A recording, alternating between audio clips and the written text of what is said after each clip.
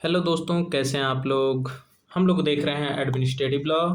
और आज का हमारा टॉपिक है effect of breach of natural justice, जिसे breaching effect of natural justice भी कहा जाता है। तो चलिए देख लेते हैं। सबसे पहले introduction. In the previous lecture, जैसा कि हम लोग जानते हैं कि हम लोगों ने एक्सेप्शन पढ़ा था नेचुरल जस्टिस का। ठीक है, principle and exception of natural justice हम लोगों ने पढ़ा था। ठीक है, अब हम लोग देखेंगे कि क्या होगा यदि प्रिंसिपल ऑफ नेचुरल जस्टिस का वायलेशन हो। ठीक है, तो the answer is that administrative और quasi judicial action taken in violation of natural justice may become invalid and liable to quashed by court. ठीक है, अगर नेचुरल जस्टिस का वायलेशन होता है कोई भी रूल या रेगुलेशन का पालन करवाते हुए, तो उसको वाइड कर दिया जाएगा कोर्ट के माध्यम से, मतलब क्वाश कर दिया जाएगा, खत्म कर दिया जाएगा। ठीक है, जैसे कि यदि नेचुरल जस्टिस के सिद्धांतों का उल्लंघन हो जाए तो उसका क्या प्रभाव होगा। तो उत्तर यह है कि यदि किसी प्रशासनिक या अर्ध न्यायिक कार्रवाई में नेचुरल जस्टिस का उल्लंघन किया जाता है तो कार्रवाई न्यायालय द्वारा अवैध घोषित की जा सकती है। ठीक है, अब आ जाइए मीनिंग ऑफ देखते हैं। Meaning of breach of natural justice. तो breach of natural justice means failure of authority to follow the basic principle of fairness before taking a decision affecting the right of person। मतलब natural justice का उल्लंघन तब होता है जब कोई प्राधिकारी किसी व्यक्ति के अधिकारों को प्रभावित करने वाला निर्णय लेते समय निष्पक्षता के मूल सिद्धांतों का पालन नहीं करता। इफेक्ट क्या है ब्रीच ऑफ नेचुरल जस्टिस का। तो पहला, order becomes invalid. If authority violates the principle of natural justice the order may be declared invalid by court. यदि कोई प्राधिकारी नेचुरल जस्टिस का उल्लंघन करता है तो न्यायालय उस आदेश को अवैध घोषित कर सकता है।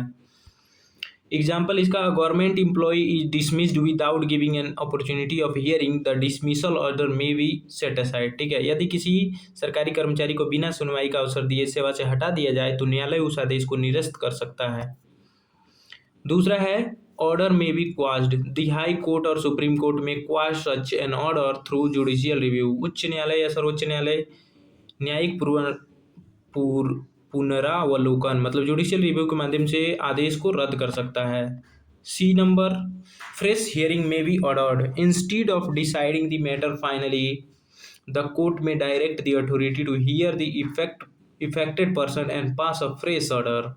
ठीक है, मतलब फ्रेश ऑर्डर जारी कर सकता है कोर्ट।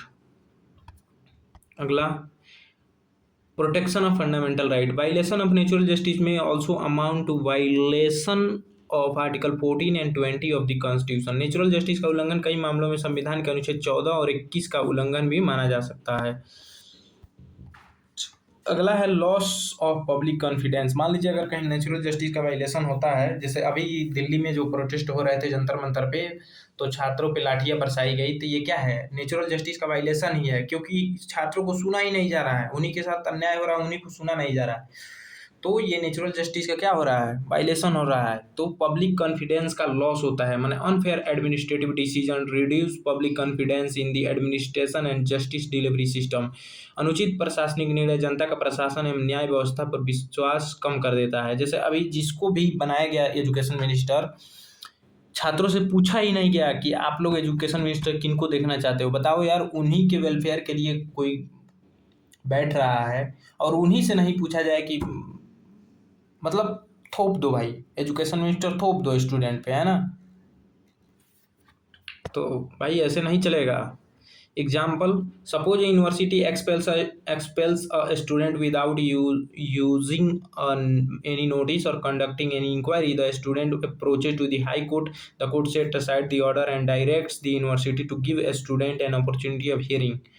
ठीक है, मतलब किसी विद्यालय ने किसी छात्र को बिना नोटिस दिए या बिना जांच किए निष्कासित कर दिया तो छात्र उच्च न्यायालय में याचिका दायर कर सकता है। न्यायालय निष्कासन आदेश को निरस्त कर विश्वविद्यालय को निर्देश देगा कि छात्र को सुनवाई का अवसर पुनः निर्णय लिया जाए। ठीक है, केस लॉ क्या है, द रिज वर्सेस बेल्डविन।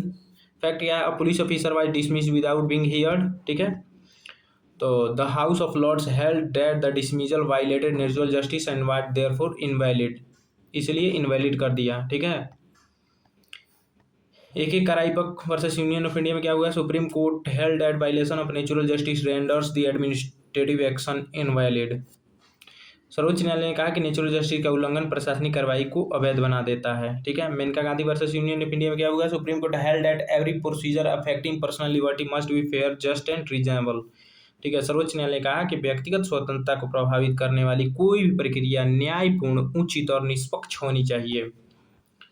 अगला S L Kapoor versus Jagmohan, इसमें क्या कहा सुप्रीम कोर्ट ने? तो supreme court held that where a hearing is mandatory, denial of hearing itself cause prejudice, the authority cannot ordinarily argue that the result would have been the same even after hearing. सर्वोच्च न्यायालय ने कहा कि जहां सुनवाई अनिवार्य है वहां सुनवाई से वंचित करना स्वयं में अन्याय है। सामान्यतः यह तर्क स्वीकार नहीं किया जाएगा कि सुनवाई होती तब भी परिणाम वही रहता। ठीक है। मतलब सुप्रीम कोर्ट ने कहा कि भले सुनवाई होती तब भी परिणाम वही रहता है, ये तर्क सुप्रीम कोर्ट नहीं मानेगी अगर उसको सुनवाई का अवसर मिला ही नहीं तो। इंपोर्टेंट प्रिंसिपल क्या है? तो no one should offer because of an unfair procedure, किसी भी व्यक्ति को अनुचित प्रक्रिया के कारण हानि नहीं उठानी चाहिए। किसी भी व्यक्ति को अनुचित प्रक्रिया के कारण हानि नहीं उठानी चाहिए। ठीक है। Consequence at glance, breach of natural justice may lead to invalid order, quashing of order, fresh hearing, judicial review, violation of Article 14 and 21, administrative accountability। ठीक है। तो ये कुछ शॉर्ट्स है जो याद करके आप पूरा आंसर बना सकते हैं। जैसे मान लीजिए ब्रीच ऑफ नेचुरल जस्टिस क्या करता है? तो भाई ऑर्डर को इनवैलिड कर देता है, ऑर्डर को क्वाश कर देता है, फ्रेश हियरिंग का आदेश कोर्ट के द्वारा मिलता है, जुडिशियल रिव्यू किया जाता है, वायलेशन और वो जो है वायलेशन होता है आर्टिकल 14 और 20 का, एडमिनिस्ट्रेटिव अकाउंटेबिलिटी को इससे क्या किया जाता है, जो भी किया जाता है।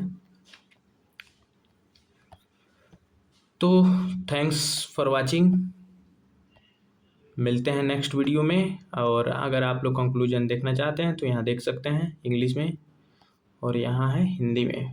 ठीक। So thanks. वीडियो कैसा लगा कमेंट में ज़रूर बताएं। मिलते हैं नेक्स्ट टॉपिक के साथ।